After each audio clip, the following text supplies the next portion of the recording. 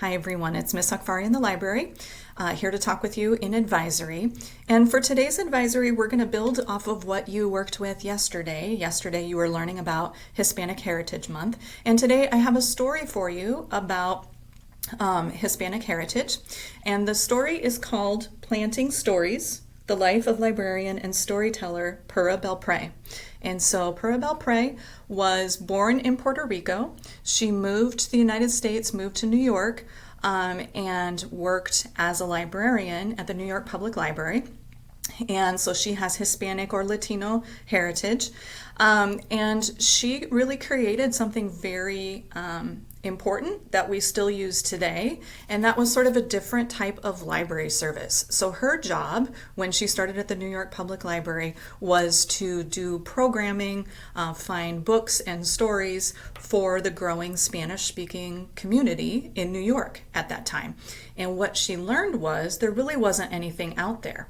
And so in trying to figure out how to solve that problem, she decided to create those stories herself. And so she became a published author.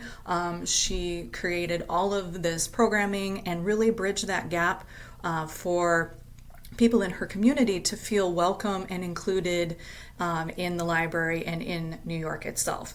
So that is a really important legacy that she had. She won a Lifetime Achievement Award from the New York Public Library, and in fact, a book award is named in her honor. It's called the Pura Belpre Award, and it's given out to outstanding literature by Latinx creators and writers and illustrators, and we have a lot of books in our library that have that award on it, and you'll get a chance to look at some of those a little bit later. I wanted to share this story with you because I have a connection as a librarian, and this was a story shared with me by a good friend of mine, so I wanted to pass along that story. And I love the idea of planting stories because we really do, when we share stories with each other, when we share words with each other, those are things that can really grow and bloom as we share those ideas. A couple things that you'll notice as I read this story. First thing is that you'll notice it's set in the past. So a lot of this story takes place from the early 1900s to about 1960. So you'll see that the clothing people wear looks different. The way the city of New York is represented looks different. Those are a few things you'll notice. You'll also notice that as I read it, there are several words scattered throughout that are Spanish, and that is intentional by the authors, and that's probably pretty close to the way Pura would speak herself, because she was born in Puerto Rico.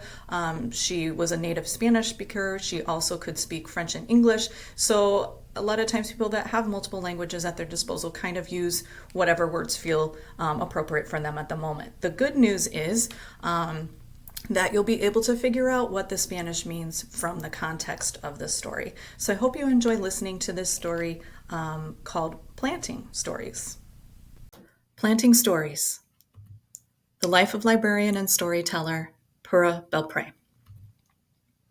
It is 1921. Pura Teresa Belpre leaves her home in San Juan for a visit to Nueva York. Words travel with her, stories her abuela taught her.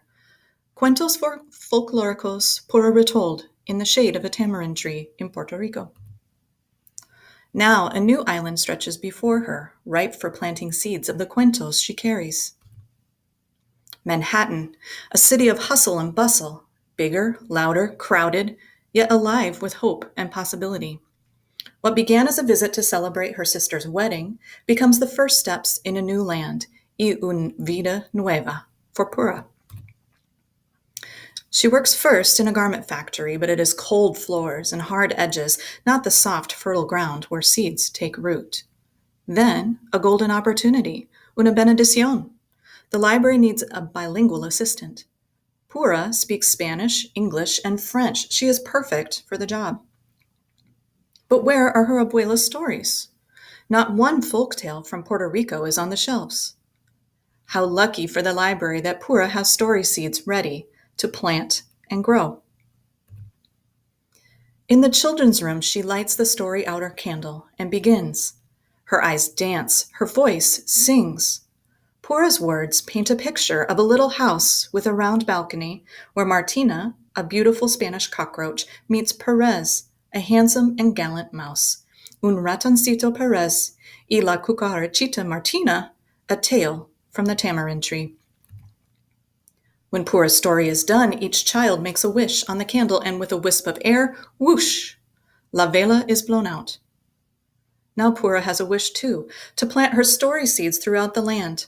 Pura learns to make puppets. She snips and sews their clothes, paints their delicate faces. Families come to hear folk tales in Inglés y Español, to watch Pura's puppets dance across the stage of her stories. But the library needs libros for its shelves. How can more children read Pérez y Martina and other cuentos de Puerto Rico? Pura puts her story in an envelope and mails it to Frederick Warren, a publisher. Soon, Pérez y Martina is a book. Now a published author, puppeteer, and storyteller, Pura travels from branch to branch, classroom to classroom, to churches and community centers, planting her story seeds in the hearts and minds of children new to this island, who wish to remember la lengua y los colores of home. Writing, learning, speaking, teaching, traveling, Pura does not slow down until, like the beautiful Martina, she meets her Pérez. On a December day in New York, Pura marries the musician Clarence Cameron White. Un año away from the library, she decides 1 year to start a new life as a wife. But a year stretches on. Together, they travel to new cities. Clarence plays his music, and Pura tells her stories. They are happy years of music and writing, separations and reunions, friends, family, and stories, always. Until on a June day in New York, Clarence stops playing his music, and Pura's story must begin again. It is 1961. Pura returns to the library. There are others now, storytellers who make puppets dance, who read Pérez y Martina, The Tiger and the Rabbit, Juan Bobo, The Three Magi, and many more of Pura's stories to the children. The seed she has planted, the roots that grew shoots into the open air of possibility, have become a lush landscape into which she steps, as though she has never left.